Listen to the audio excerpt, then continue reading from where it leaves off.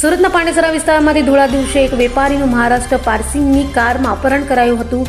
જોકે તાપી એલસીબીની ટીમે અપહરણકારોને ઝડપી પાડી વેપારીને મુક્ત કરાવ્યા હતા. સુરત શહેરના પાંડેસરા વિસ્તારમાં ધોળા દિવસે એક વેપારીનું અપહરણ થવાની ઘટનાથી ચકચાર મચી ગઈ છે. પાંડેસરા જીઆઈડીસીમાં પ્લાસ્ટિકના દાણાનો વ્યવસાય કરતા પ્રશાંત સરવૈયા નામના વેપારીને 3 થી 4 અજાણ્યા શખ્સો દ્વારા ઉઠાવી જવામાં આવ્યા હોવાની વિગતો પોલીસ તપાસમાં બહાર આવી છે.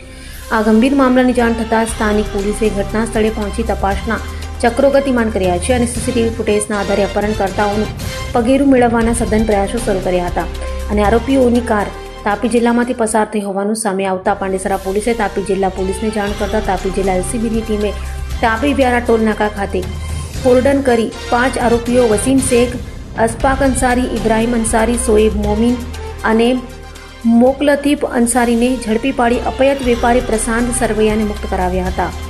5 અપહરણકારોનો કબજો લઈ પાંડેસરા પોલીસ સુરત આવી હતી અને તેઓની ધરપકડ કરી હતી. તો આરોપીઓએ 2 લાખની ઉઘરાણીમાં વેપારીનું અપહરણ કર્યું હોવાનું સામે આવ્યું છે.